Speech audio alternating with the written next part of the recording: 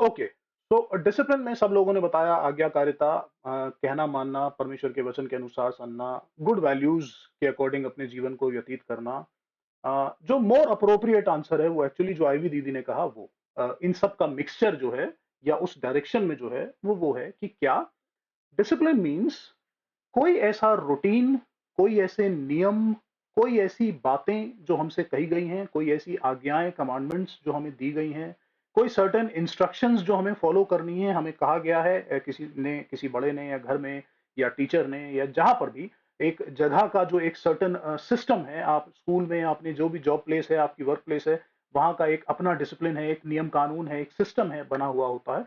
सो कोई भी ऐसे नियम कानून, कोई भी ऐसे इंस्ट्रक्शंस, कोई भी ऐसी बात, चाहे वो मॉरल वैल्यूज, गुड वैल्यूज ही क्यों ना हो, पर कुछ भी ऐसी चीज जो आज्ञा के रूप में, इंस्ट्रक्शन के रूप में हमको दी गई है, हमको उन्हें हर उस कंडीशन में मानना, चाहे हमें अच्छा लगे या ना लगे। Discipline is never easy, discipline is never, हलवा नहीं होता, आसान नहीं होता, डिसिप्लिन को फॉलो करना कठिन होता है। आप जिस जगह काम करते हैं वहां पर जो नियम बनाए गए हैं उस नियम के अनुसार चलना, हम ह्यूमंस जो हैं, हमारे अंदर एक अजीब सी खुजली चलती रहती है कि बस जो नियम है उसे तोड़ना है, जो भी उसने कहा है उसको हमें तोड़ना है। अगर बच्चों से कहा गया है कि 10 बजे से लंच है और 10:30-20 तक आपको लंच खत्म कर देना है, तो उन्हें खुजली होती रहती है कि 10 बजे से पहले टिफिन में झांक के देखें कि उसमें क्या है, और अगर कुछ अच्छा है तो चुपके से निकाल के उसे खा ले। और या 10-20 तक खत्म कर देना है तो वो इतना चीन चीन के खाएंगे, धीरे धीरे खाएंगे कि वो उससे 5 मिनट 10 मिनट आगे बढ़ ही जाएगा।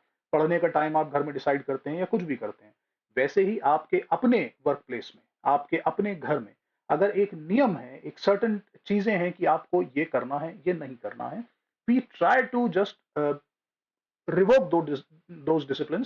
हम कोशिश करते हैं किसी तरह से इससे बच के निकल जाएं, किसी तरह से इसे अवॉइड कर सकें, किसी तरह इसे तोड़ लें। क्यों? क्योंकि डिसिप्लिन में जीवन बिताना, डिसिप्लिन के साथ जीवन बिताना, एक सर्टेन रूटीन के साथ जीवन बिताना आसान नहीं होता। एक्सरसाइज, आप में से बहुत सारे लोगों को, बहुत सारे लोगों ने एडवाइस किया होगा, आप अपने मन में खुद भी जानते हैं कि मुझे रोज एक्सरसाइज करना अच्छी बात है, एक्सरसाइज करनी चाहिए, मुझे वेट लॉस करना है, मुझे कुछ और करना है, मुझे अपनी बॉडी बिल्डिंग करनी है, मुझे हार्ट रेट कार्डियो करनी है। इस तरह की कोई भी एक्सरसाइज, जिम जाना आसान होता है, जिम को ज्वाइन करना, जिम की फीस देना भी आसान होता है, पर उस रूटीन में रोज उतने बजे से उतने बजे तक वही काम करना, दैट रिक्वायर्स कमिटमेंट।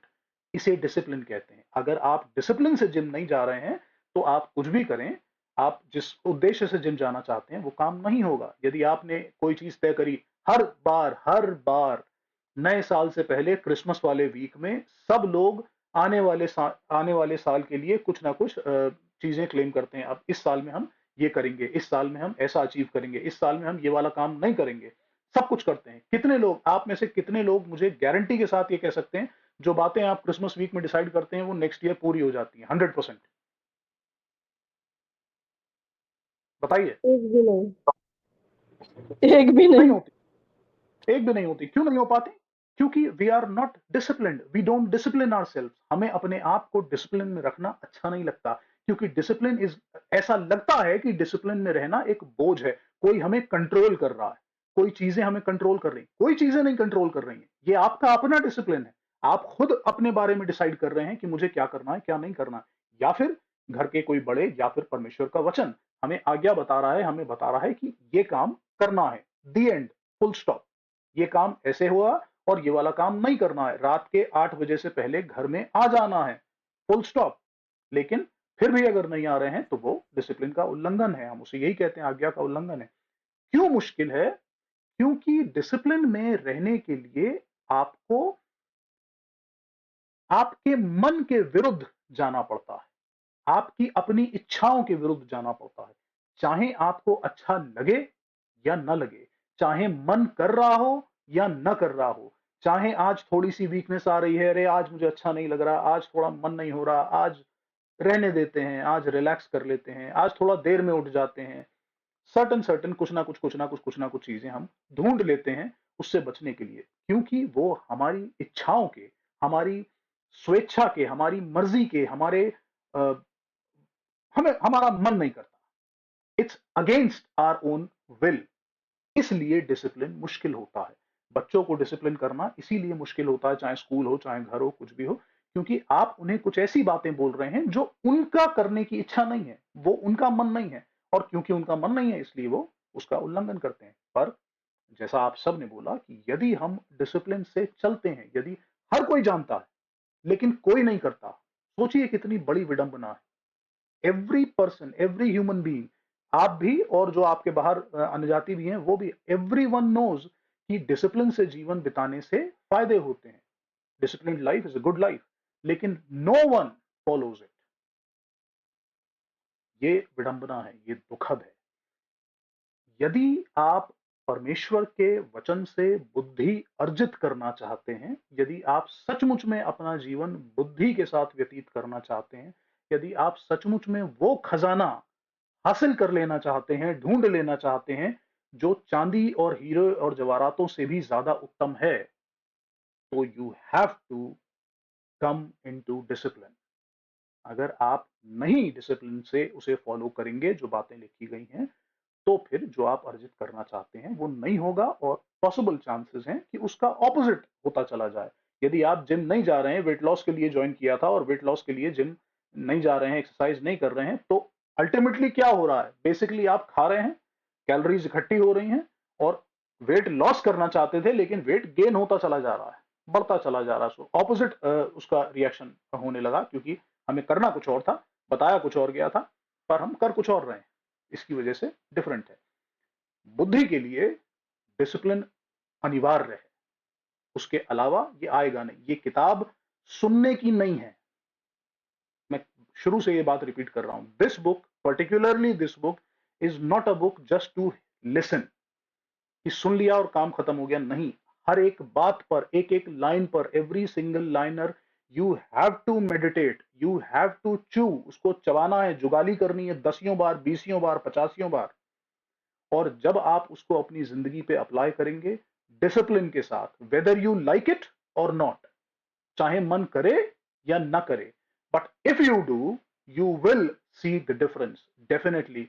धीरे धीरे समय के साथ जब आप एक डिसिप्लिन लाइफ में जीते हैं, जैसे आर्मी वाले, मिलिट्री वाले, कोई भी लोग, उनको डिसिप्लिन जूतों की बटें मार मार के, बंदूकों की बट मार मार के, जूतों की नोकें मार मार के डिसिप्लिन ट्रेनिंग में सिखाया जाता है। But once they get into discipline, एक बार जब वो डिसिप्लिन में आ जाते हैं, उसके बाद फिर वो उनकी जिंदगी से जाता नहीं है। हर जना, आप में से हर कोई, जब हम किसी भी आर्मी वाले, किसी मिलिट्री वाले, किसी भी डिफेंस सर्विसेज के घर जाते हैं या उनसे मिलते हैं, या आपका कोई जानने वाला है, हर जना उनकी लाइफ को देख के एकदम से बड़ा ऑनर्ड फील करता है और कहता है यार इनकी लाइफ बड़ी अच्छी होती है, इनका जीना बड़ा अच्छा होता है, इनका तरीका बड़ा अच्छा होता है, because they are living a life of discipline. They have to do certain things whether they like it और नॉट। इसीलिए आप उन्हें अप्रिशिएट करते हैं। कोई भी आदमी जो प्रिंसिपल्स के साथ, डिसिप्लिन के साथ जिंदगी जी रहा है, हम उसको फॉलो करने लगते हैं या वो हमें अच्छा लगने लगता है, पर वो हम नहीं कर रहे होते। ये किताब यही देने के और सिखाने के लिए है, पर आपको करना पड़ेगा, नहीं तो हासिल कुछ नहीं होगा। जैसे आए थे वैसे ही चले जाएंगे, और जो बची हुई 3 श्रेणियां इस किताब में हैं, उनमें से किसी एक में फिट हो जाएंगे। ओके, सो चलते हैं आज की अध्ययन की ओर। अपने हृदय में मेरी आज्ञाओं को रखे रहना, क्योंकि ऐसा करने से तेरी आयु बढ़ेगी और तू अधिक कुशल से रहेगा। कृपा और सच्चाई तुझसे अलग ना होने पाए, वरन उनको अपने गले का हार बनाना और अपनी हृदय रूपी पटिया पर लिखना, तो तू परमेश्वर और मनुष्य दोनों का अनुग्रह पाएगा। तू अति बुद्धिमान होगा। तू अपनी समझ का सहारा ना लेना, वरन संपूर्ण मन से यहोवा पर भरोसा रखना। उसी को स्मरण करके सब काम करना, तब वह तेरे लिए सीधा मार्ग निकालेगा। अपनी दृष्टि में बुद्धिमान ना होना, यहोवा का भय मानना और बुराई से अलग रहना। ऐसा करने से तेरा शरीर भला चंगा और तेरी हड्डियां पुष्ट रहेंगी। अपनी संपत्ति के द्वारा और अपनी भूमि की सारी पहली उपज देकर यहोवा की प्रतिष्ठा करना। इस प्रकार तेरे खत्ते भरे पूरे रहेंगे और तेरे रस कुंडों से नया दाखमधु उमड़ता रहेगा। हे मेरे पुत्र, यहोवा की शिक्षा से मुंह न मोड़ना, और जब वह तुझे डांटे तब तू बुरा ना मानना। क्योंकि यहोवा जिससे प्रेम रखता है उसको डांटता है, जैसे कि बाप उस बेटे को जिसे वह अधिक चाहता है। क्या ही धन्य है वह मनुष्य जो बुद्धि पाए, और वह मनुष्य जो समझ प्राप्त करे, क्योंकि बुद्धि की प्राप्ति चांदी की प्राप्ति से बड़ी और उसका लाभ चोखे सोने के लाभ से भी उत्तम है। वह मूंगे से अधिक अनमोल है, और जितनी वस्तुओं की तू लालसा करता है, उनमें से कोई भी उसके तुल्य न ठहरेगी। उसके दाहिने हाथ में दीर्घायु और उसके बाएं हाथ में धन और महिमा है। उसके मार्ग आनंददायक हैं और उसके सब मार्ग कुशल के हैं। जो बुद्धि को ग्रहण कर लेते हैं, उनके लिए वह जीवन का वृक्ष बनती है, और जो उसको पकड़े रहते हैं वह धन्य है। यहोवा ने पृथ्वी की नींव बुद्धि ही से डाली, और स्वर्ग को समझ ही से के द्वारा स्थिर किया। उसी के ज्ञान द्वारा गहरे सागर फूट निकले और आकाश मंडल में ओस टपकती है। हे मेरे पुत्र, ये बातें तेरी दृष्टि की ओर में ना होने पाए। खरी बुद्धि और विवेक की रक्षा कर, तब इनसे तुझे जीवन मिलेगा और ये तेरे गले का हार बनेंगे। तब तू अपने मार्ग पर निडर चलेगा और तेरे पांव से ठेस ना लगेगी। जब तू लेटेगा तब भय ना खाएगा। जब तू लेटेगा तब सुख की नींद आएगी। अचानक आने वाले भय से ना डरना, और जब दुष्टों पर विपत्ति आ पड़े तब ना घबराना, क्योंकि यहोवा तुझे सहारा दिया करेगा और तेरे पांव को फंदे में फंसने ना देगा। जिनका भला करना चाहिए, यदि तुझ में शक्ति रहे तो उनका भला करने से ना रुकना। यदि तेरे पास देने को कुछ ना हो, तो अपने पड़ोसी से ना कहना कि जा कल फिर आना, कल मैं तुझे दूंगा। जब तेरा पड़ोसी तेरे पास बेखटके रहता है, तब उसके विरुद्ध बुरी युक्ति ना बांधना। जिस मनुष्य ने तुझसे बुरा व्यवहार ना किया हो, उससे अकारण मुकदमा खड़ा ना करना। उपद्रवी पुरुष के विषय में डा न करना, न उसकी सी चाल चलना, क्योंकि यहोवा कुटिल से घृणा करता है, परंतु वह अपना भेद सीधे लोगों पर खोलता है।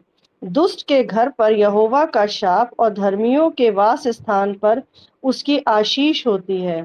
ठट्ठा करने वालों से वह निश्चय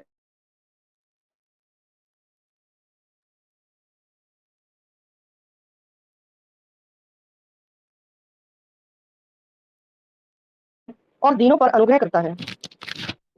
बुद्धिमान महिमा को पाएंगे और मूर्खों की बढ़ती अपमान ही की होगी। Praise the Lord. Praise the Lord. मैंने जो कुछ भी पहले बोला था रीडिंग से पहले, वो आपको सुनाई दिया था? आवाज आई थी?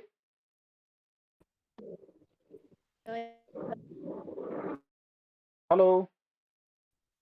जी भैया, आई थी आवाज। आई थी, सब आवाज आ रही है। ये क्लियर नहीं आ रही है आपकी आवाज बिल्कुल। ये जो मैं आज के बारे में इससे पहले वाली स्लाइड पे जो कुछ थोड़ा भी मैंने नेटवर्क प्रॉब्लम हो रही है। चैप्टर से रीडिंग से पहले सब हाँ, आवाज आ रही थी।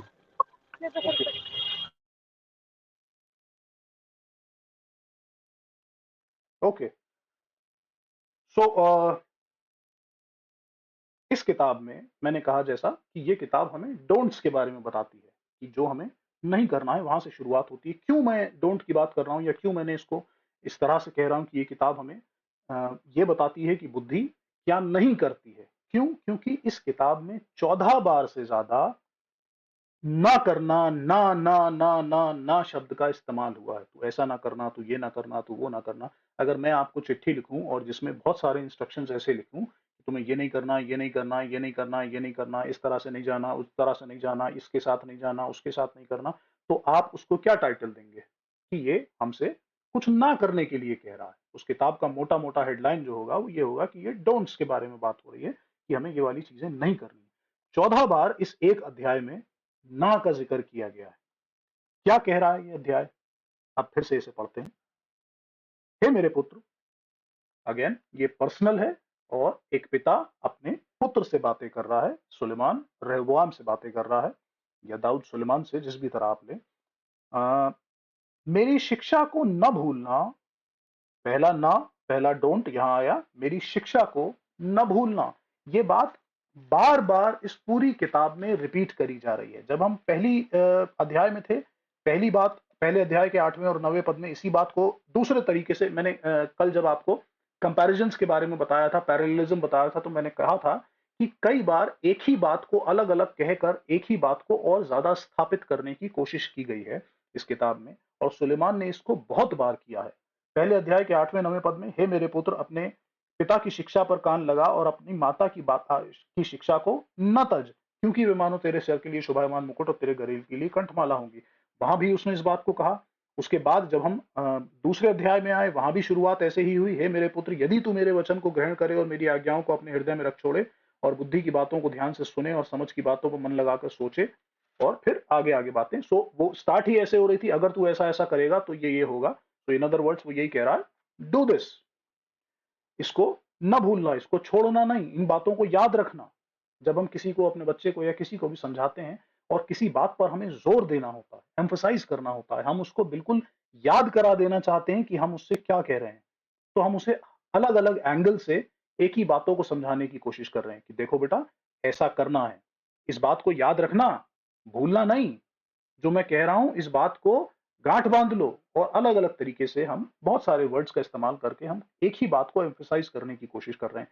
यहां सुलेमान भी यही कोशिश कर रहा है, बार बार यही कह रहा है, इस बात को याद रख ले, इस बात को खा ले, इस बात को लिख ले, इस बात को अपने तावीज के समान बना ले, इस बात को अपनी आंखों के सामने रख ले। Every single time he is saying, ये याद रखना है और इसको नहीं भूलना है। हे मेरे पुत्र, मेरी शिक्षा को ना भूलना, मेरे हृदय में और अपने हृदय में मेरी आज्ञाओं को रखे रहना। कहां पर रखनी है आज्ञाएं? हृदय में। ये परमेश्वर ने क्या कहा? यिर्मयाह की किताब में एक जगह उसने लिखा, और मैं तुम्हारे हृदय पर, तुम्हारे हृदय रूपी पटियों पर, तुम्हारे हृदय की पटियों पर अपनी व्यवस्था को रख छोड़ूंगा। सो हर जगह जहां भी आप पढ़ेंगे, जब भी नियम कानून व्यवस्था लॉ इंस्ट्रक्शंस की बातें आएंगी, और यहां पर जब हम बात कर रहे हैं तो हम ये सिर्फ सुलेमान की बातें नहीं कर रहे हैं। सुलेमान जिस बुद्धि को अपनी संतान को फॉरवर्ड कर रहा है, ये बुद्धि सारी की सारी सिर्फ सुलेमान अपनी बातें नहीं कर रहा है, ये वो जनरेशनल विजडम है जो शुरू से उसके ऊपर पीढ़ी दर पीढ़ी चलती आई है। अभी हम जब आगे चलेंगे तीसरे चौथे अध्याय में, तो वो दाऊद का जिक्र करेगा कि मैंने अपने पिता से ये बातें सीखी है, मेरे पिता ने मुझे ये बातें बताई। यहां पर भी वो पिता और माता दोनों की बातें कर रहा है। सो ये जनरेशनल विजडम है जो पीढ़ी दर पीढ़ी पास हो रही है। तो जब ये बात कर रहा है तो ये परमेश्वर की व्यवस्था, परमेश्वर के कानून, परमेश्वर का लॉ, जो उसके दादा परदादाओं ने जो बातें कही, वो सब बातों की बात कर रहा है, समरी की बात कर रहा है। तो परमेश्वर ने भी यही कहा है कि वो अपनी व्यवस्था को हमारे हृदय पर रख छोड़ेगा। It is heart that needs these instructions. अपने हृदय में रखने की जगह है। क्यों हृदय में रखने की जगह है? क्यों हृदय का जिक्र किया गया है? क्यों हमें परमेश्वर की आज्ञाओं को अपने हृदय में रखना जरूरी है? एनीवन?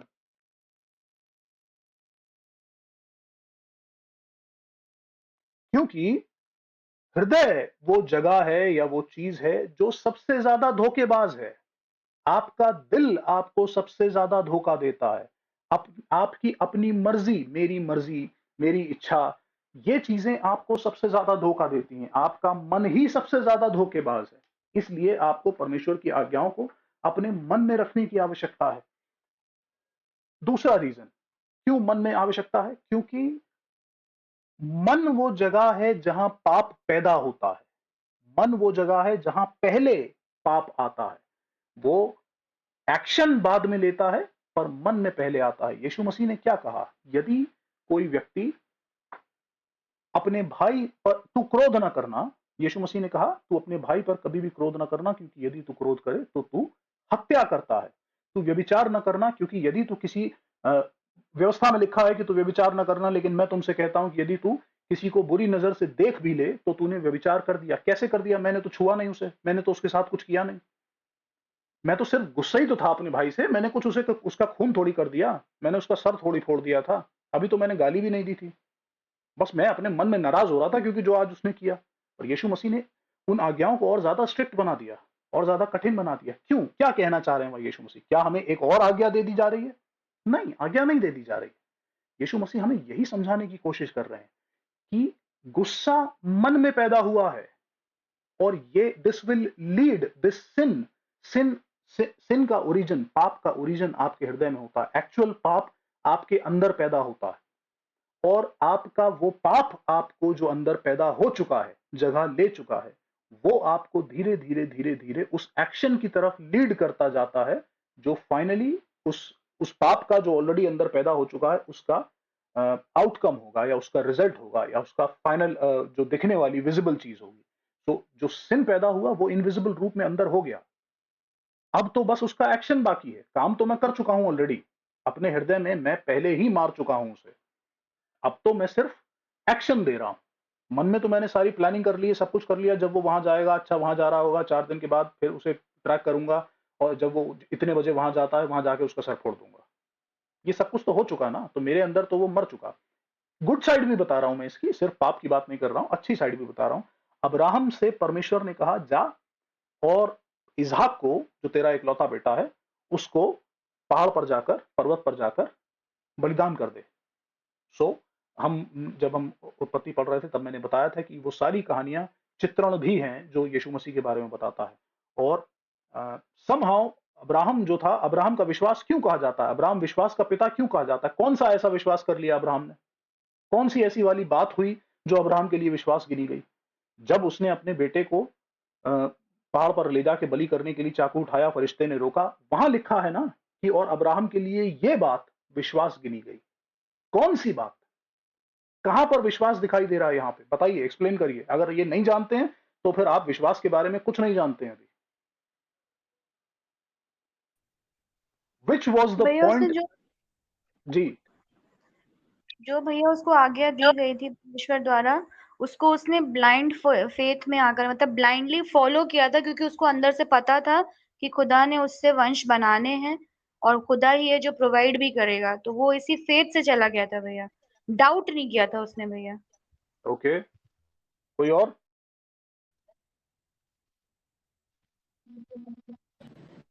उसने खुदा की आज्ञा के लिए उससे क्वेश्चन नहीं करा खुद और उसको फॉलो किया ओके, क्योंकि उसे विश्वास क्योंकि उसे विश्वास था।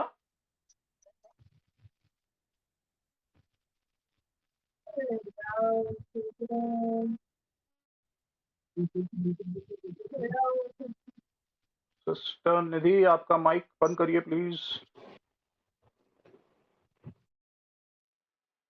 ओके। आवाज आ रही है? हाँ हाँ, आ रही है, बताइए। हेलो, जी बोलिए। आवाज आ रही है मेरी? जी आ रही है, बोलिए। जी अच्छा, क्योंकि उसने जब जब खुदा ने उससे कहा अपने बेटे के लिए, तो उसने उसी समय ये अपने मन में ये निश्चय कर लिया था कि हाँ, मैं इसकी बलि दे दूंगा। और उसने प्लान कर लिया था कि मैं कैसे कैसे वहां जाऊंगा, क्या क्या मुझे व्यवस्था करनी है और मैं कैसे उसको बलि दूंगा। उसने ये सब कुछ प्लान पहले ही कर लिया था, जैसे ही खुदा ने उसे हुक्म दिया था उसी समय। शाबाश। कॉन्टेक्स्ट में यही आंसर था। क्यों कॉन्टेक्स्ट में ये आंसर था? क्योंकि हम बात मन की कर रहे हैं। अब्राहम को जब परमेश्वर की ओर से आज्ञा मिली, अब्राहम के लिए इसहाक उसी समय मर गया। He was dead right at that time. Abraham के लिए अब उसके पास बेटा नहीं है, उसका बेटा मर चुका है। अब तो वो सिर्फ 3 दिन की यात्रा पर जा रहा है उसको जिंदा लाने के लिए। अब्राहम के लिए विश्वास यह गिना गया कि उसने इस बात पर विश्वास किया जो आज्ञा परमेश्वर ने दी थी कि उससे वंश बनाऊंगा। ये सब बातें तो ठीक हैं, लेकिन कौन सी वाली बात उसके लिए विश्वास काउंट हो गई? जब उसने चाकू उठाकर मारने के लिए तैयार हो गया और तब उसका हाथ रोक लिया गया। और फिर लिखा है, और ये बात उसके लिए विश्वास काउंट हुई। क्यों?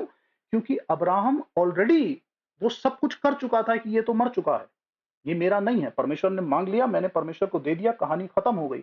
जब वो पहाड़ पर चढ़ रहा था, जो 2 लोग उसके साथ जा रहे थे, उनसे वो बोल के गया, हम जाते हैं और अभी हम वापस आते हैं।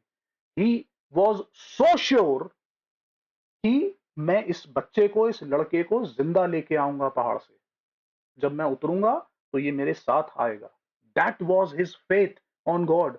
क्योंकि परमेश्वर ने कहा है कि इसहाक से वंश बनाएगा, तो ये लड़का मर तो सकता नहीं। अब कैसे बचेगा ये मेरा मुद्दा नहीं, मेरी सोच के परे है, लेकिन कैसे करेगा ये मैं क्या जानूं। जिसने दिया है वो इंतजाम करेगा। इसीलिए अब्राहम ने वहां पर यहोवा यीरे शब्द का इस्तेमाल किया। God provides, he is the provider. वो इंतजाम करेगा, मैं नहीं जानता कैसे होगा। पर मैं इस लड़के को जिंदा लेके लौटूंगा, ये मैं जानता हूं और ये निश्चित है। इसी चीज के एक्शन में, इसी चीज के फेथ में उसने उसको मारने के लिए हाथ तक उठा लिया और सब कुछ पूरा एक्शन कर दिया। क्यों ये बात नए नियम से सिंबलाइज करती है? क्योंकि यीशु मसीह मरने के 3 दिन बाद मुर्दों में से जी उठा। He returned to life after 3 days। That journey, जब अब्राहम की कहानी पढ़ेंगे तो वहां पता चलेगा आपको कि वो जो यात्रा थी, वो यात्रा 3 दिन की यात्रा थी।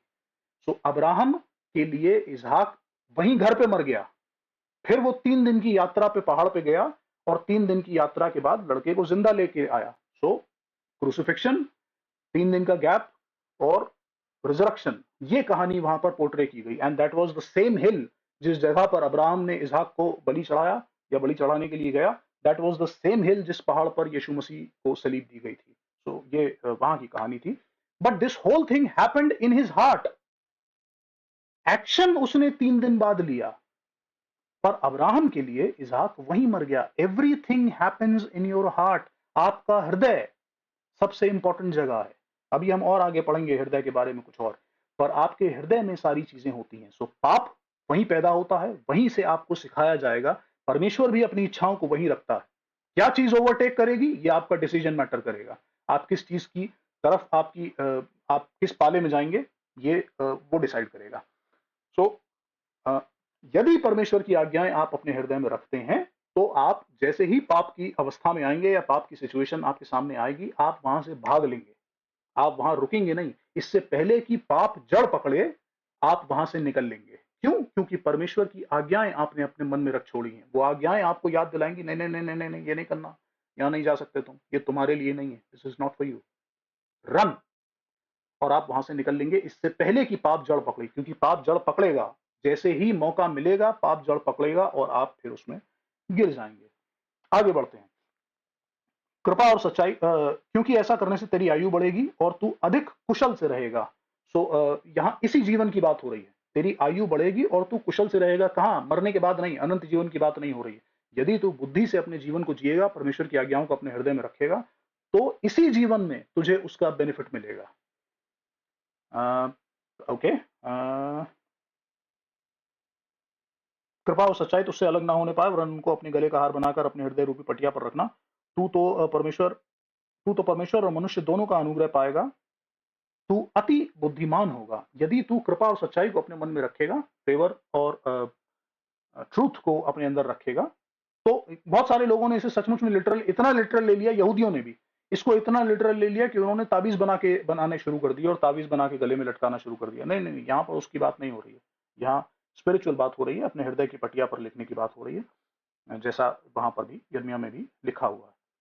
5वां पद, तू अपनी समझ का सहारा न लेना, वरन संपूर्ण मन से यहोवा पर भरोसा रखना। उसी को स्मरण करके सब काम करना, तब वह तेरे लिए सीधा मार्ग निकालेगा। परमेश्वर के लोगों, ये दी मोस्ट इंपॉर्टेंट वर्सेज हैं। एक साथ के बाद अगर उसके सेकंड नंबर पे कोई इंपॉर्टेंस की वर्सेज हैं तो ये 5वां और 6ठा पद 3रे अध्याय का।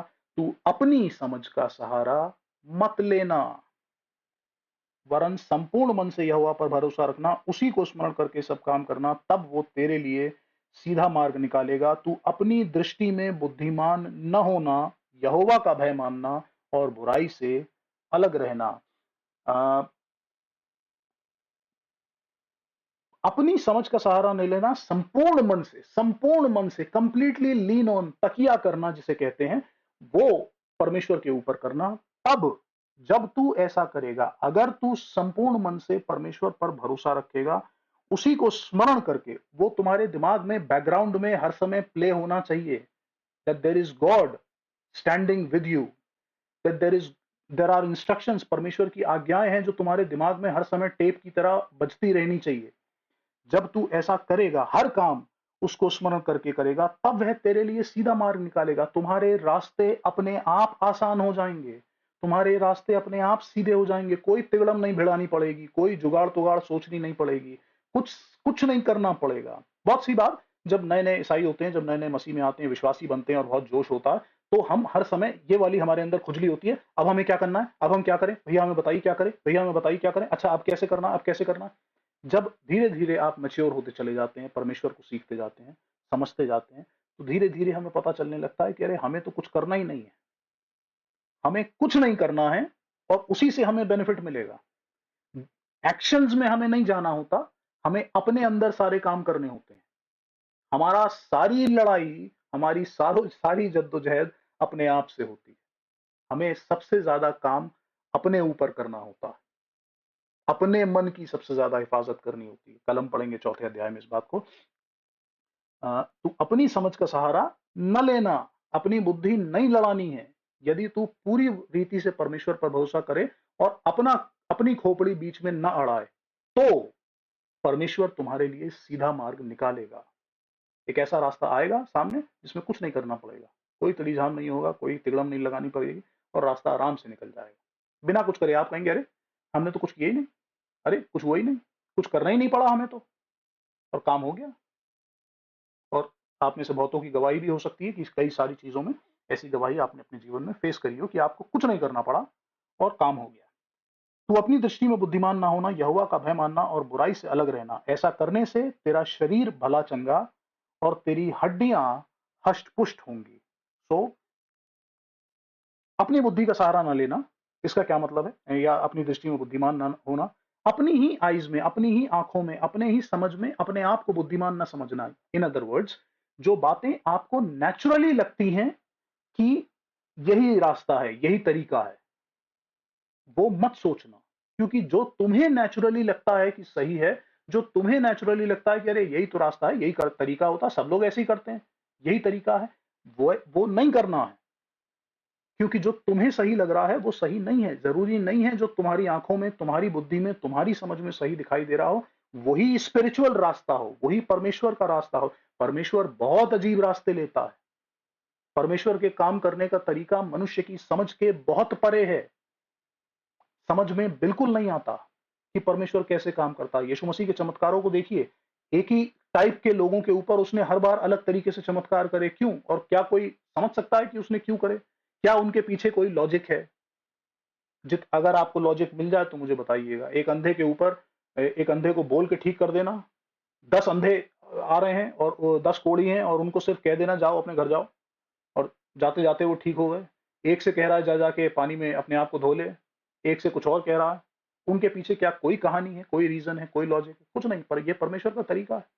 नामान कोढ़ी की कहानी हमने पढ़ी। नामान कोढ़ी इसी बात से नाराज हो गया कि उससे जाके नहाने को कह दिया, डुबकी लगाने को कह दिया। वो ये सोच रहा था कि एलीशा कुछ करे, कुछ एक्शन करे, कुछ तेल वेल लगाए उसके ऊपर, कुछ दुआ हुआ करे उसके लिए, कुछ यज्ञ उग्ग टाइप की कुछ चीज करे, तब मैं जाके ठीक होऊंगा। मतलब कुछ तो करे। ऐसे कैसे बस कह रहा है जाके पानी में नहा ले और ठीक हो जाएगा? तो इस बात से नाराज हो गया, इतना नाराज हो गया कि वो अपनी पूरी सेना लेके आ गया मारने के लिए एलीशा को। पर प्रॉब्लम ये है कि कुछ करना नहीं होता, बस उसकी आज्ञा को मानना होता है, अपनी बुद्धि नहीं लड़ानी होती। यदि हम ऐसा करते हैं तो परमेश्वर हमारे लिए सीधे मार्ग निकालता है। हमारे सेंसेस, सारा संसार यही कहता है ना कि तुम्हारे सेंसेस, अपने सेंसेस की सुनो। तुम क्या फील करते हो, क्या सूंघते हो, क्या सुनते हो, आंखों से, कानों से। आंखों देखी पर विश्वास करना चाहिए, कानों सुनी पर नहीं करना चाहिए। अरे आंखें धोखा दे देंगी, आंखों के सामने से तुम छल दिए जाओगे। तुम्हारे सेंसेस डिसेप्टिव हैं, ये भरोसे के पात्र नहीं है। क्यों? क्योंकि ये इनकंक्लूसिव हैं, ये कंक्लूजन नहीं ले सकते, ये निर्णय नहीं कर सकते। तुम्हारे सेंसेस से जो इंफॉर्मेशन तुम्हारे पास आ रही है, ये किसी भी निर्णय लेने के लायक पूरी रीति से ठीक नहीं है। ये गलत हो सकती है, इसमें गलती की गुंजाइश पॉसिबल है। इसीलिए संपूर्ण मन से परमेश्वर पर भरोसा करने की बात लिखी गई है। 9वां पद, अपनी संपत्ति के द्वारा और अपनी भूमि की सारी पहली उपज दे देकर यहोवा की प्रतिष्ठा करना। If you want to honour God you have to give. ये क्लियर कट स्टेटमेंट है। Giving is very very very important for every Christian. If you don't give, कह सकते हैं इस वर्ष के बेस पर कि आप यहोवा की प्रतिष्ठा करने के लिए, ऑनर करने के लिए एक तरीका है ऑनर शो करने का, बाय गिविंग। सो यहाँ टाइथ की बात नहीं कर रहा हूं मैं, यहाँ पर टाइथ का वर्ड इस्तेमाल नहीं हुआ इसलिए टाइथ की बात नहीं हो रही है, पर मैं यहाँ गिविंग की बात कर रहा हूं। पर जो बात यहाँ मेंशन्ड है उस बात को समझने का प्रयास करिए। हो सकता है आप में से बहुत सारे लोग करते हो, जो नहीं करते हो आपको इस बात को डिसिप्लिन के साथ अप्लाई करने की आवश्यकता है।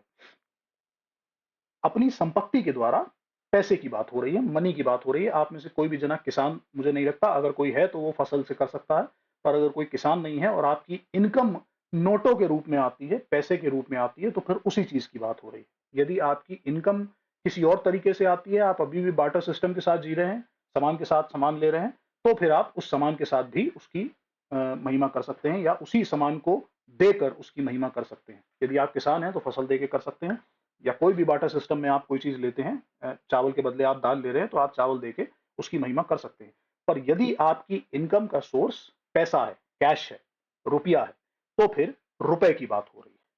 अपनी संपत्ति के द्वारा अपनी भूमि की सारी पहली उपज देकर यहोवा की प्रतिष्ठा करना। God must be in number 1 in your list.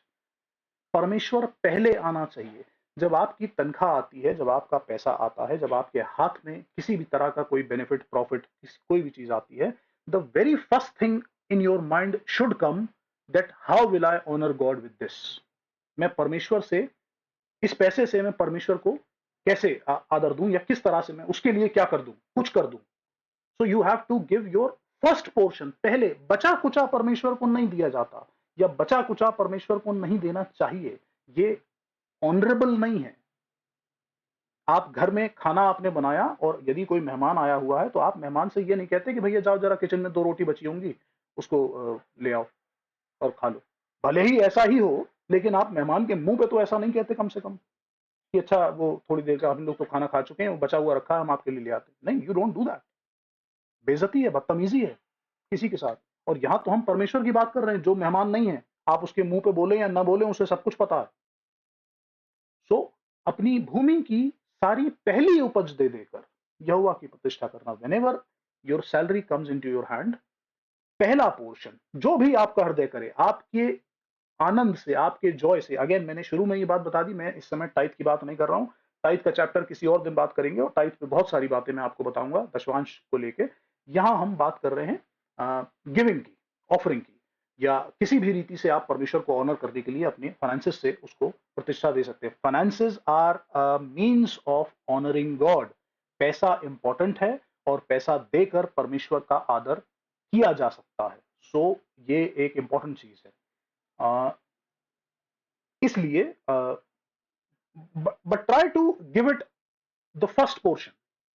जो पहला पोर्शन आपके हाथ में आता है, जब पहला हिस्सा आप निकाले, सबसे पहले जितना भी आपका हृदय करे, जो आप आनंद के साथ दे सकते हैं, जो आप खुशी के साथ दे सकते हैं, पहला पोर्शन परमेश्वर के लिए अलग करिए।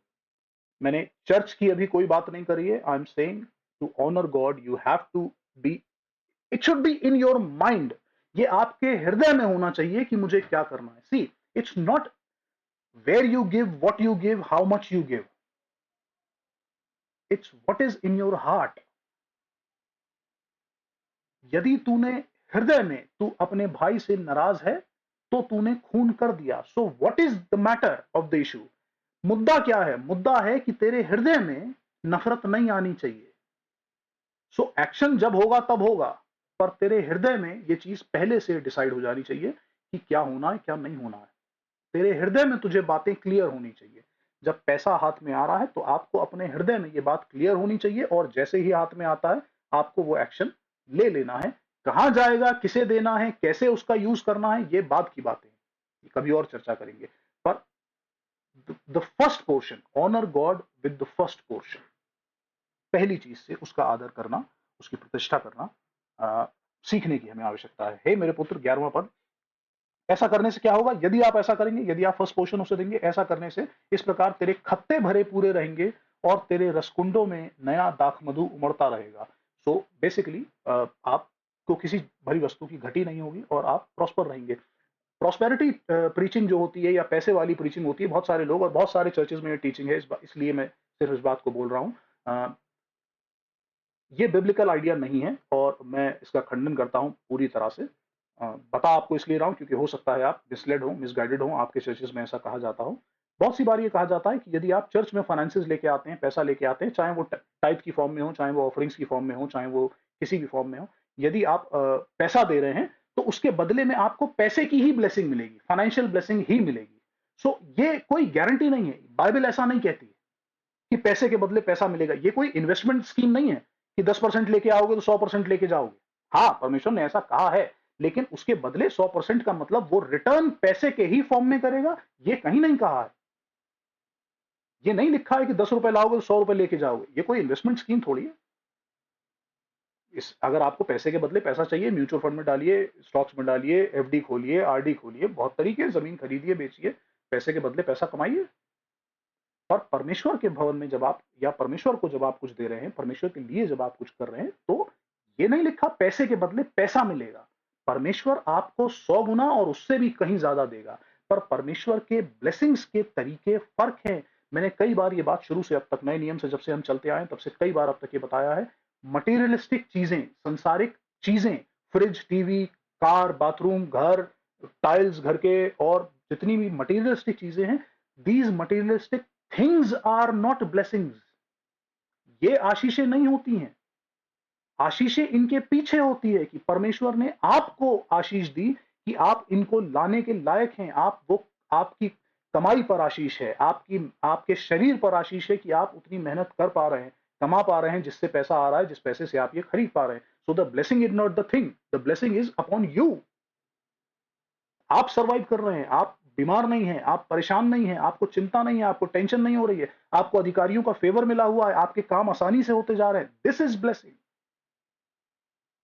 Not the things. सो जब आप परमेश्वर को धन से, पैसे से, जब आप परमेश्वर का आदर करते हैं, सम्मान करते हैं, उसे देते हैं, लव गिफ्ट्स देते हैं, प्यार देते हैं, जिसको भी, जब आप कलीसिया में ऐसा करते हैं या जिससे भी आप करते हैं, जब आप उनके लिए ऐसा करते हैं, परमेश्वर की आज्ञा के अनुसार इस्तेमाल करते हैं, God will return you for sure.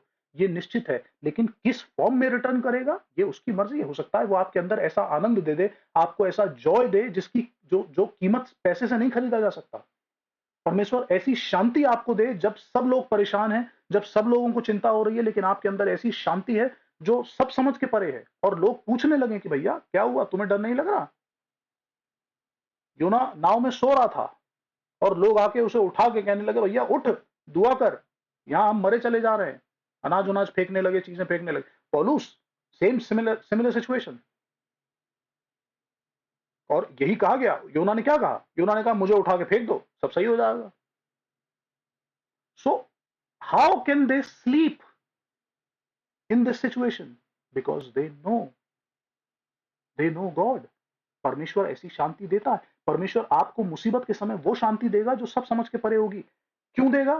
उसके पीछे का रीजन हो सकता है कि आपने परमेश्वर का आदर किया अपनी संपत्ति के द्वारा, परमेश्वर ने आपको उसका 100 गुना लौटाया, पर किसी और फॉर्म में, आनंद के फॉर्म में, शांति के फॉर्म में। कोई आपका काम ऐसा करवा के, कोई आपकी चीज ऐसी रुकी हुई करवा के, कोई ऐसी चीज जो सबके लिए नहीं हो रही लेकिन आप ही के लिए हो गई, क्या कहेंगे उसे? क्या ये परमेश्वर की ओर से आशीष नहीं है?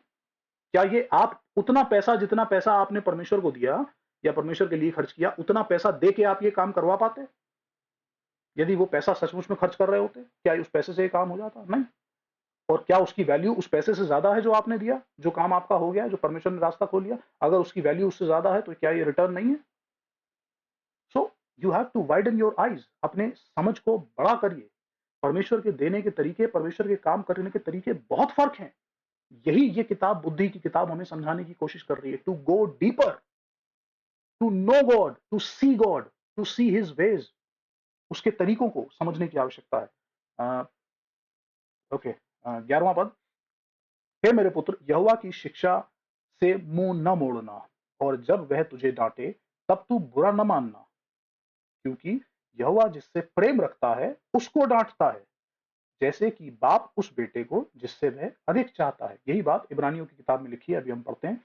हे मेरे पुत्र, यहोवा की शिक्षा से मुंह ना मोड़ना। डू नॉट फिर से आ गया, डोंट फिर से आ गया। Do not turn. परमेश्वर की शिक्षा से मुंह नहीं मोड़ना। अच्छी नहीं लगेगी, डिसिप्लिन अच्छा नहीं होता। जब वो तुझे डांटे तब तू बुरा नहीं मानना। अगर तू डिसिप्लिन से बुरा मानने लगा तो फिर जीवन में बदलाव नहीं आएगा, सुधर नहीं पाएगा, सक्सेस नहीं मिलेगी। ये निश्चित है। अगर आपने अपने जीवन में डिसिप्लिन से मुंह मोड़ना शुरू कर दिया, डांट से बुरा मानना शुरू कर दिया, तो आपके जीवन का सुधार होना संभव नहीं। आप इंप्रूव नहीं कर सकते, आप ग्रो नहीं कर सकते, सफलता हासिल नहीं हो सकती यदि आप जरा सी बात पर बुरा मान जाते हैं। यदि आपको किसी ने टोका सही चीज के लिए, सिखाने के लिए, और आप उससे मुंह फुला के बैठ गए, ये गलत है। यहोवा की शिक्षा से मुंह ना मोड़ना। जब वह तुझे डांटे वो तुझे डांटेगा, डिसिप्लिन करेगा। परमेश्वर डिसिप्लिन करता है क्योंकि वो अच्छा पिता है। जैसा आगे लिखा भी है, क्योंकि यहोवा जिससे प्रेम रखता है उसको डांटता है, जैसे कि बाप उस बेटे को जिससे वह अधिक प्रेम रखता है। इब्रानियों की किताब 12वां अध्याय उसके 3 पद से पढ़ रहा हूं। इसलिए उस पर ध्यान करो जिसने अपने विरोध में पापियों का इतना विरोध सह लिया कि तुम निराश होकर साहस ना छोड़ दो। तुमने पाप से लड़ते हुए इस पाप से लड़ते हुए उससे ऐसी मुठभेड़ नहीं की कि तुम्हारा लहू बहा हो, और तुम उस उपदेश को जो तुमको पुत्रों के समान दिया जाता है भूल गए हो। डू नॉट फॉरगेट, यही बात तो सुलेमान कह रहा है। उस उपदेश को, ये जो बातें मैं तुझे बता रहा हूं, ये जो परमेश्वर की आज्ञाएं मैं तुझे दे रहा हूं, इसको भूल नहीं जाना। पर यहाँ पौलुस उसी के लिए कह रहा है कि तुम उन बातों को भूल गए। तुमने अभी इतना दुख नहीं सहा कि किसी सरकार ने पकड़ के तुम्हें सलीब पर टांग दिया हो और तुम्हें तब तक मारा हो, तुम्हारा खून बह बह के उसकी हालत खराब हो गई हो, तुम्हारे मुंह से दाढ़ियां नोच ली गई हो, तुम्हारी पीठ उधेड़ के फेंक दी गई हो और लकड़ी पर लटकाकर तब तक छोड़ दिया गया हो जब तक तुम सांस ना आने की वजह से मर जाओ। ऐसा तो अभी नहीं हुआ ना। तो फिर डिसिप्लिन से मुंह मोड़ने का सवाल कहां है? यीशु मसीह के लिए क्या लिखा हुआ? और वो तब तक आज्ञाकारी रहा, हां, सलीबी मृत्यु भी सह गया। तो अगर वो आज्ञा और आज्ञाकारी ही वर्ड आया है, डिसिप्लिन अंग्रेजी में शब्द इस्तेमाल हुआ है वहां पर, ओबीडियंट एंड डिसिप्लिन, अगर उसको डिसिप्लिन्ड रहने की आवश्यकता थी, अगर उसको इस हद तक आज्ञाकारी होने की आवश्यकता थी कि वो सलीबी मृत्यु सह जाए, तो मैं और आप बिना डिसिप्लिन के जी लेंगे जिंदगी और सारी मौज ले लेंगे, सारी आशीषें फ्री में आती चली जाएंगी। इसलिए उस पर ध्यान करो जिसने अपने विरोध में पापियों का इतना विरोध सह लिया कि तुम निराश होकर साहस ना छोड़ दो। किस लिए उसने विरोध सह लिया? कि तुम निराश होकर साहस ना छोड़ दो। कैसे? ताकि जब तुम्हें एहसास हो, जब तुम्हारे ऊपर विरोधी खड़े हो रहे हो, जब तुम्हारे साथ विरोध हो रहा हो, तब पापियों का इतना विरोध सह लिया कि तुम निराश होकर साहस ना छोड़ दो। जब तुम यीशु मसीह को याद करो कि उसने इतना सब कुछ सह लिया, और जब तुम्हारे विरोधी तुम्हारे सामने खड़े हो तो तुमको यीशु मसीह की इमेज याद आए, तुम समझ सको, तुम्हारी हिम्मत ना टूट जाए कि मेरे प्रभु ने ऐसा किया था, उसने भी तो विरोधियों को सहा। आपकी मेंटालिटी सफरिंग्स या मुसीबतें या परसिक्यूशन को देखने का नजरिया बदल जाएगा यदि आप बुद्धिमानी के साथ परमेश्वर की आज्ञाओं को समझेंगे। तो जब धर्मी की जिंदगी में सफरिंग्स आती हैं, जब धर्मी की जिंदगी में सताव आता है, परेशानी आती है, तो उसका देखने का नजरिया फर्क होता है, क्योंकि उसको मालूम होता है कि ये डिसिप्लिन का पार्ट है और परमेश्वर ने अलाउ किया है। अय्यूब की कहानी इसी बारे में थी। इससे मेरा बेनिफिट ही होगा, मैं इससे कुछ सीखूंगा। और जैसा मैं बार बार कह रहा हूं, डिसिप्लिन आसान नहीं है। तो ऐसा नहीं है कि आप मजे करेंगे जब आपके साथ सताव हो रहा है, जब कोई दुश्मन आपके साथ बुरा कर रहा है तो आप खुशी के साथ नाचेंगे। नहीं नहीं, ऐसा नहीं होगा। दर्द होगा, तकलीफ होगी, आप रोएंगे, घुटनों पे आएंगे, गिड़गिड़ाएंगे, बहुत सारी चीजें होंगी परमेश्वर के सामने। लेकिन आपको ये पता होगा कि ये मेरे बेनिफिट के लिए है, और निराश नहीं होंगे, क्योंकि आपके सामने यीशु मसीह की इमेज होगी, आपके सामने यीशु होगा कि जब उसने सहा तो मुझे भी, मैं हिम्मत क्यों हारूं? तुमने पाप से लड़ते हुए उससे ऐसी मुठभेड़ नहीं की कि तुम्हारा लहू बहा हो। पाप से लड़ते हुए, पापियों की बात नहीं हो रही है, विद द सिन, जो हमें अपने आप से लड़ना है।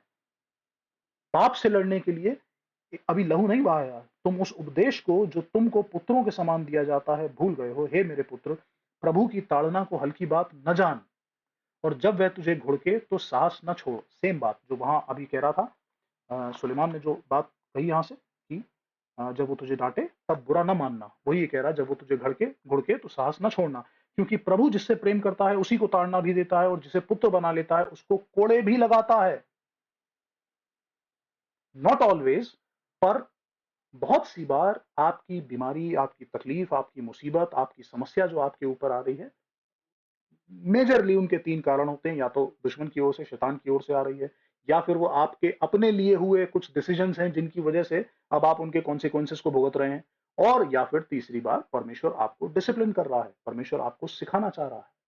इन 3 कारणों के अलावा जनरली, एज आई सेड, ये मोटा-मोटा ऊपर की तरह बता रहा हूं, जनरली इन 3 कारण के अलावा मुसीबत नहीं आती दिखाई देती। पर जब ऐसा हो रहा हो, जब आपको पता है कि ये परमेश्वर की ओर से है, तो परमेश्वर कोड़े लगाता है। परमेश्वर आपको, आप बहुत समय से दुआ कर रहे हैं किसी चीज के लिए लेकिन ठीक नहीं हो रही है, वो समस्या नहीं जा रही है, हो सकता है परमेश्वर आपको डिसिप्लिन कर रहा हो। जब तक बेटा सीख नहीं लोगे तब तक इसी तरह से करते रहोगे, इसमें जूझते रहोगे। जूझो, सीखो, but the good thing with God is that एक सीजन के बाद, एक समय के बाद परमेश्वर दया करता है। इजरायलियों के साथ भी उसने यही किया। उसने यातनाएं दी, समस्याएं दी, सब कुछ दिया, लेकिन फिर कुछ समय के बाद, एक सीजन के बाद उसे उन पर दया आई और दया करके वो उनको उससे निकाल लेता था। तो यदि उसने आपको सीखने के लिए कुछ रखा है, या तो तुम सीख जाओ, जितनी जल्दी सरेंडर कर दो, जितनी जल्दी सीख जाओ, या फिर परमेश्वर अपने सीजन के हिसाब से एक बार फिर दया करेगा और उसको कुछ समय के लिए तुमसे हटा लेगा, पर जब तक सिखाएगा नहीं, मानेगा नहीं। तो जब वो ऐसा करे तब तुम्हें मुंह नहीं फुलाने ना, तब तुम्हें नाराज नहीं हो जाना, तब तुम परमेश्वर को बकना शुरू कर दो, हम ये नहीं करेंगे, हम बाइबल नहीं पढ़ेंगे, अब हम दुआ भी नहीं करेंगे, अब हम चर्च भी नहीं जाएंगे, अब हम ये भी नहीं करेंगे। नहीं नहीं नहीं, ये करके हासिल क्या होगा? किसका फायदा होगा इससे? किसी का नहीं। जिसे पुत्र बना लेता है उसे कोड़े भी लगाता है। तुम दुख को ताड़ना समझकर सह लो। इट विल बी पेनफुल, मैं बार बार कह रहा हूं, डिसिप्लिन तकलीफदायक होगा, डिसिप्लिन से दर्द होगा, पर जब दर्द हो तो उसको ताड़ना समझकर सह लो, डिसिप्लिन समझकर सह लो। परमेश्वर तुम्हें पुत्र जानकर तुम्हारे साथ बर्ताव करता है। Consider it that he is considering you as his children. समझो इस बात को, परमेश्वर यदि तुम्हें डिसिप्लिन कर रहा है, ताड़ना दे रहा है, कुछ ऐसा कर रहा है, तो इस बात को खुशी की बात जानो कि वो मुझे अपना बेटा समझता है, अपनी बेटी समझता है, इसलिए ऐसा कर रहा है। यदि वो बेटा बेटी नहीं समझता तो रोमियो 12 पहला अध्याय से आगे पढ़ लीजिए, रोमियो 12 पहले अध्याय को थोड़ा सा पढ़िए, समझ में आ जाएगा। जिसे वो पुत्र पुत्री नहीं समझता उसको छोड़ देता है। तो आप क्या चाहते हैं कि या वो अपना बेटा बेटी समझे और सुधारे, या छोड़ दे? ऑप्शन आपका है, चुनाव फिर आपका है, डिसीजन आपको लेना है। आप नाराज हो जाइए, मुंह फुलाइए, और ठीक है, कुछ समय तक वो जद्दोजहद करेगा, लेकिन पवित्र आत्मा सदा तक वाद विवाद नहीं करेगा, उसके बाद छोड़ देगा। ठीक है, अपने हाल पे जाओ, फिर जो तुम करो अपनी कॉन्सिक्वेंसेस भुगतते रहो। तो चॉइस इज योर्स। तुम दुख को ताड़ना समझ कर सह लो। परमेश्वर तुम्हें पुत्र जानकर तुम्हारे साथ बर्ताव करता है। वह कौन सा पुत्र है जिसकी ताड़ना पिता नहीं करता? यदि वह ताड़ना जिसके भागी सब होते हैं तुम्हारी नहीं हुई तो तुम पुत्र नहीं हो। अगर परमेश्वर तुम्हें डिसिप्लिन नहीं कर रहा है, if there is nothing rough going on in your life, यदि परमेश्वर का डिसिप्लिन नहीं चल रहा है, यदि परमेश्वर तुम्हें बदलने का प्रयास नहीं कर रहा है, तुम्हारी आदतें छुड़वाने के लिए, तुम्हारे सोच को बदलने के लिए यदि परमेश्वर काम नहीं कर रहा है, तो फिर तुम पुत्र नहीं हो। It's a big if, it's a big question mark. If everything is very smooth and rosy, then हमें कंसिडर कुछ और करने की जरूरत है। Am I his son and daughter? क्या मैं उसका बच्चा हूं या नहीं हूं? ऐसा तो नहीं छोड़ दिया उसने। तो भागी सब होते हैं तुम्हारी नहीं हुई तो तुम व्यभिचार की संतान ठहरे। फिर जबकि हमारे शारीरिक पिता भी हमारी ताड़ना किया करते हैं और हमने उनका आदर किया है, तो क्या हम आत्माओं के पिता का और भी अधीन ना रहें, जिससे हम जीवित रहें? वे तो अपनी अपनी समझ के अनुसार थोड़े थोड़े दिनों के लिए ताड़ना करते थे, पर वह तो हमारे लाभ के लिए करता है कि हम भी उसकी प्रसन्नता के भागी हो जाएं। वाई? क्यों कर रहा है वो? ताकि हम उस खुशी, उस आनंद, उस जॉय के भागी हिस्सेदार बन जाएं जो उसका है और जो अनंत है। इसलिए सिखाना चाह रहा है। फायदा तुम्हें होगा, तुम्हारा फायदा होगा, खुशी तुम्हारी होगी। हम बच्चों से क्या कहते हैं? हमें थोड़ी कुछ मिल जाएगा। जो बात कह रहे हैं अगर तुम सीख जाओगे, मान जाओगे, तो तुम्हारा भला होगा, तुम जीवन अपना सुख से बिताओगे। हमें क्या मिल जाएगा, हमें क्या दे दोगे? यही कहते हो ना अपने बच्चों से। यही तुम्हारा पिता तुमसे कह रहा है। उसे क्या दे दोगे? परमेश्वर को क्या लौटा दोगे? क्या है तुम्हारे पास परमेश्वर को देने के लिए? पर अगर ऐसा करोगे तो फायदा तुम्हें होगा, तुम उसके आनंद का हिस्सा बनोगे, तुम उसकी शांति का हिस्सा बन जाओगे, इंजॉय तुम करोगे अनंत जीवन। पर उसके लिए डिसिप्लिन्ड लाइफ जीनी पड़ेगी। फिर जबकि ओके, 10वां पद, वे तो अपनी अपनी समझ के अनुसार थोड़े, ये भी हो गया। 11वां पद, वर्तमान में हर प्रकार की ताड़ना आनंद की नहीं पर शोक की ही बात दिखाई पड़ती है, तो भी जो उसको सहते सहते पक्के हो गए हैं, बाद में उन्हें चैन के साथ धर्म का प्रतिफल मिलता है। वर्तमान में हर प्रकार की ताड़ना आनंद की नहीं है, मजा नहीं आता है ताड़ना में। डांट पड़ती है तो मजा नहीं आता है, डांट पड़ती है, डिसिप्लिन में जाना होता है तो मजा नहीं आता, अच्छा नहीं लग रहा होता, आनंद की बात नहीं होती, शोक लगता है, दुख होता है, तकलीफ होती है। क्यों कर रहे हैं ऐसा? क्यों हो रहा है मेरे साथ ऐसा? मेरे साथ ऐसा क्यों होता है? हर बार क्यों होता है? अभी 4 दिन पहले तो हुआ था, फिर से ऐसे ही हो रहा है। अभी थोड़ा तो समय हुआ था, अरे थोड़ा सांस तो लेने देते। इस तरह के थॉट्स, उस तरह के विचार मन में आते हैं। तो भी जो सहते सहते पक्के हो गए हैं, पक्के होना पड़ेगा, पकना पड़ेगा, ताया जाएगा तो पकना पड़ेगा। जब पकते पकते पक जाओगे, जब आदत समझ में आ जाएगी अपने बाप की, और ये समझ में आ जाएगा जब तक मैं सीख नहीं लूंगा वो सिखाना छोड़ेगा नहीं, तो आप पकते पकते पक जाओगे। और जब पक जाओगे, पक्के हो जाओगे, ठोस हो जाओगे, दृढ़ हो जाओगे, कमिटेड हो जाओगे, तो बाद में चैन के साथ धर्म का प्रतिफल भोगोगे। कब तक? 70, 80, 90, 100 साल तक नहीं, अनंत जीवन के लिए उसका फल भोगते रहोगे।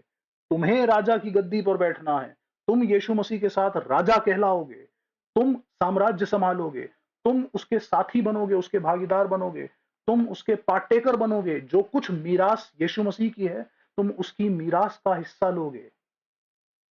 एक जमीन बेईमानी से छोड़ने के बदले तुम्हें अनंत जीवन की मीरास मिल सकती है, ईमानदारी के साथ चल के। Choice is always always yours. 21वां पद, हे मेरे पुत्र, ये बातें तेरी दृष्टि की ओट में ना होने पाए, खरी बुद्धि और विवेक की रक्षा कर। जो बुद्धिमान लोग होते हैं, कमाल की बात है, बड़ी आयरनी की बात है ये, कि जो बुद्धिमान होते हैं वही बुद्धि से ज्यादा प्यार करते हैं और बुद्धि को ज्यादा ढूंढते हैं। बुद्धिमान ही बुद्धि की वैल्यू को समझते हैं। जिनके पास बुद्धि नहीं है वो एक्चुअली बुद्धि ढूंढते भी नहीं है और उन्हें बुद्धि चाहिए भी नहीं होती है। या यूं कह लीजिए कि जो बुद्धिमान नहीं है, जिनके पास बुद्धि नहीं है, वो बुद्धि से प्यार भी नहीं करते, पर जो बुद्धिमान है वो उससे और ज्यादा प्यार करते हैं, क्योंकि वो उसे किसी भी कीमत पे जाने नहीं देना चाहते। Let not it get vanish, जैसा लिखा हुआ है कि तेरी दृष्टि से ओट में ना होने पाए, खरी बुद्धि और विवेक की रक्षा कर। तो इसको जो बुद्धिमान है, जिसके पास बुद्धि है, वो उसको प्रोटेक्ट करता है, उसको जाने नहीं देता, नाश नहीं होने देता, खत्म नहीं होने देता, बल्कि उसको डिलीवर करता है, आगे बढ़ाता भी है, दूसरों को बताता है, बुद्धि की बातें, समझ की बातें, जो भी चीजें होती हैं वो दूसरों के साथ शेयर भी करता है, ताकि वो और एनहांस होने पाए, ट्रांसफर होने पाए, अपनी संतानों में देता है, खत्म नहीं होने देता, जाया नहीं होने देता, बल्कि जितनी मिल जाए उतनी कम होती है। जितना ज्ञान समेट सकता है उतना समेटने की कोशिश करता है परमेश्वर के वचन के अनुसार। जब तू मार्ग तब इनसे तुझे जीवन मिलेगा और ये तेरे गले का हार बनेंगे। तब तू अपने मार्ग पर निडर चलेगा और तेरे पांव में ठेस न लगेगी। तब तू लेटेगा, जब तू लेटेगा तब भय न खाएगा, और जब तू लेटेगा तब सुख की नींद आएगी। परमेश्वर के लोगों, जब तू लेटेगा तब भय ना खाएगा, डर नहीं होता। जब बुद्धिमान व्यक्ति जो परमेश्वर पर भरोसा करना, परमेश्वर पर तकिया करना, लीन करना सीख चुका है, उसे सोते समय बैंक अकाउंट चेक नहीं करने पड़ते, उसे सोते समय ये नहीं सोचना होता आप कल सुबह उठेंगे तो कैसे होगा, क्या होगा। उसे डर नहीं होता कि कब चीज कैसे बिगड़ेगी, कैसे सही होगी, क्या करना है, क्या नहीं करना। जब वो सोता है तब उसे मालूम होता है कि सब कुछ उसके हाथ में है और मुझे उस पर भरोसा है। तो जब मैं उठूंगा, सोने से पहले भी वही संभाल रहा है, उठने के बाद भी वही संभालेगा। कल एक नया दिन होगा, नए तरीके से होगा। यीशु मसीह ने कहा मत्ती 6:31-30 में, बोला कि आवाज क्लियर नहीं आ रही भैया जी। भैया इधर मेरी तरफ से सब कुछ ऐसा ही है, अब मैं कुछ कर नहीं सकता। ओके, तो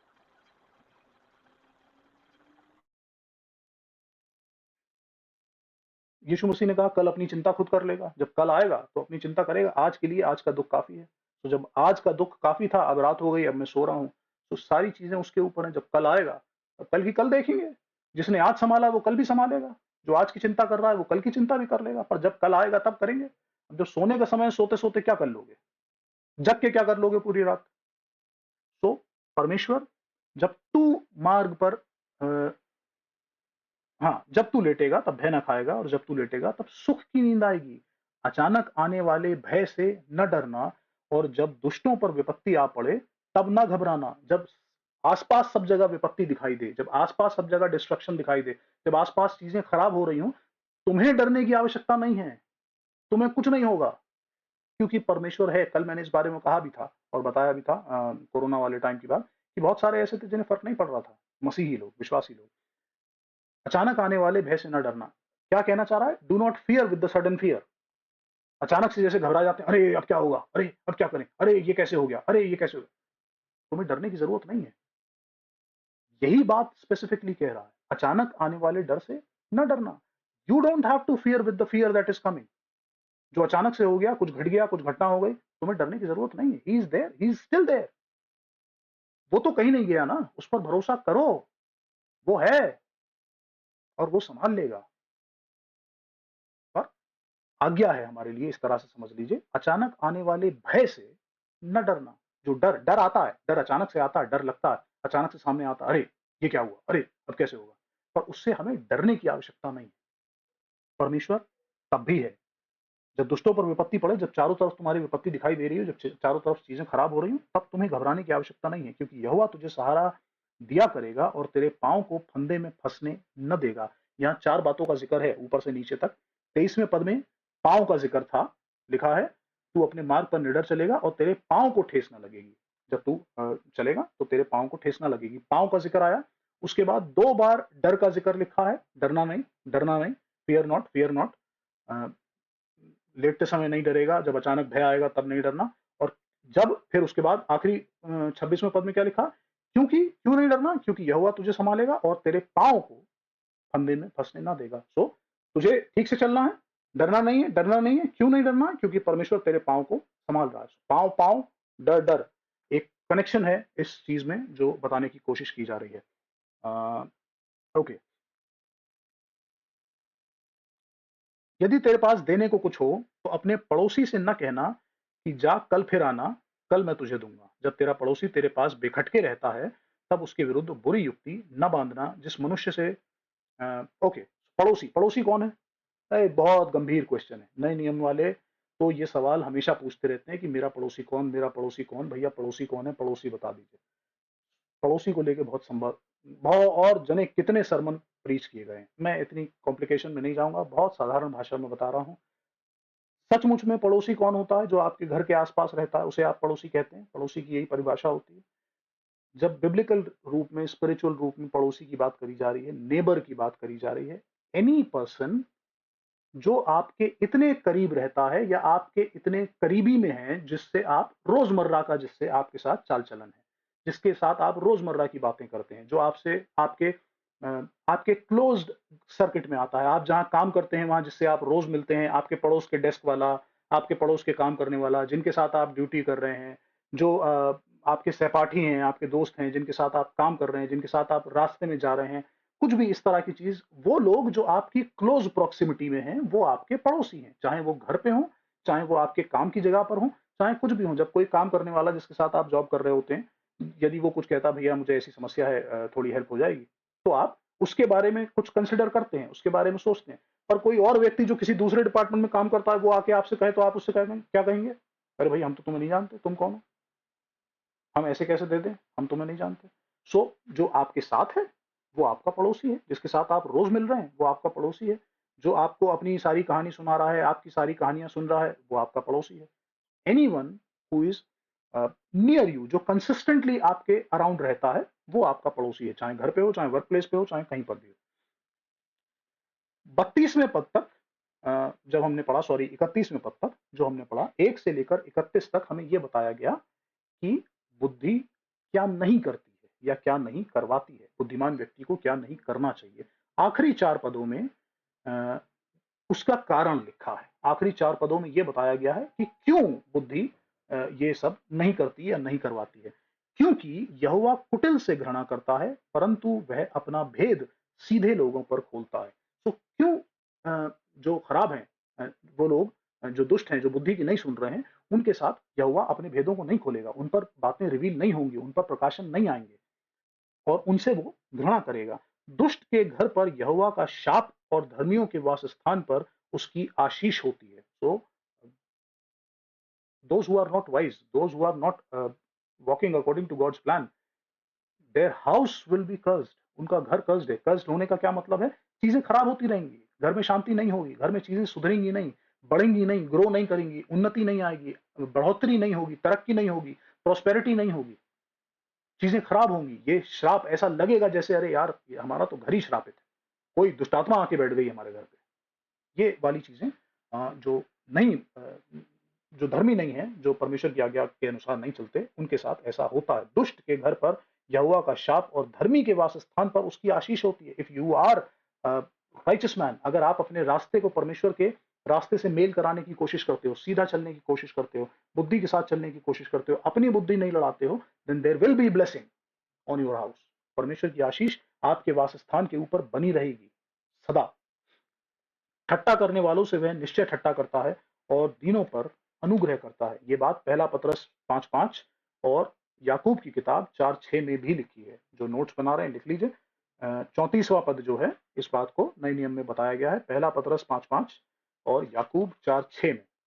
आखिरी पद, बुद्धिमान महिमा को पाएंगे और मूर्खों की बढ़ती अपमान ही की होगी। सो मूर्ख भी बढ़ेगा पर अपमान में बढ़ेगा, डिसऑनर में बढ़ेगा। बढ़ती उसकी होगी पर अपमान में होगी, पर बुद्धिमान महिमा को पाते चले जाएंगे, ऑनर मिलेगा आपको, रिस्पेक्ट मिलेगी, ग्लोरीफाई होंगे। 4 जने आपको पूछेंगे, 4 जने आपकी रिस्पेक्ट करेंगे। परमेश्वर के कलाम में लिखा हुआ है, परमेश्वर अपना अनुग्रह जिस पर करता है उसको मनुष्यों का अनुग्रह भी मिलता है। जब पर परमेश्वर का फेवर आपके साथ होता है तो मनुष्यों का फेवर भी आपके ऊपर होने लगता है। May God bless you. परमेश्वर आप सबको आशीष दे। आइए दुआ करें। Thank you Lord, thank you Jesus, thank you, thank you, thank you Jesus. प्रभु सचमुच में होने दे, जो कुछ आज हमने पढ़ा है हम उसको भूलने ना पाए, बल्कि अपने हृदय रूपी पट्टियों पर बसा लें परमेश्वर, उसको याद रखने पाए और तेरे वचनों के अनुसार चलने पाए। हम तुझे ढूंढें, तुझे खोजें और संपूर्ण मन से तुझ पर भरोसा करने वाले हैं परमेश्वर। सब बातों में तुझे आगे रखना चाहते हैं परमेश्वर। अपनी प्रायोरिटी लिस्ट में नंबर 1 पे हमेशा तुझे फिक्स कर देना चाहते हैं। प्रभु तुझसे दुआ चाहते हैं, हम में से हर एक जो यहाँ बैठा है, जिसने इस वचन को सुना है परमेश्वर, तू आसमान से अपनी बुद्धि को उंडेल परमेश्वर। दिन प्रतिदिन की जिंदगी में, उनके फैसलों में उनकी मदद कर परमेश्वर, ताकि तेरे कलाम के अनुसार वो अपनी जिंदगी व्यतीत करने वाले हो। हर दिन उनकी जिंदगी में सफलता की ओर बढ़ने वाला हो, एक एक कदम कर कर वो उन्नति की ओर बढ़ने वाले हों, और इस बुद्धि के साथ जो आसमान से उंडेली जाती है परमेश्वर, वो तेरे स्वरूप को देखने पाए परमेश्वर, तेरे स्वरूप में बदलने पाए। हर एक जन को तेरे सामने लेके आता हूँ प्रभु, अनुग्रह कर, दया कर परमेश्वर। तेरी करुणा हम में से हर एक के लिए जरूरी है। बिना तेरी करुणा के हम कुछ भी नहीं कर सकते। आसमान से बुद्धि को उंडेल, समझ को उंडेल। पवित्र आत्मा हमारे साथ हो, एक एक पल में हमें वो प्रॉम्प्टिंग दे, सिखा, बता परमेश्वर कि हमें क्या करना है और क्या नहीं करना चाहिए। जब हम गलत हों तो तू हमें ताड़ना दे, हमें सिखा, हमें डांट परमेश्वर, और हमें प्रॉम्प्ट कर कि हमें किस फैसले को नहीं लेना है।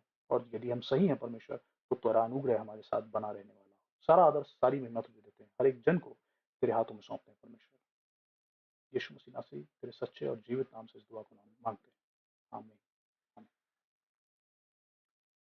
Praise the Lord.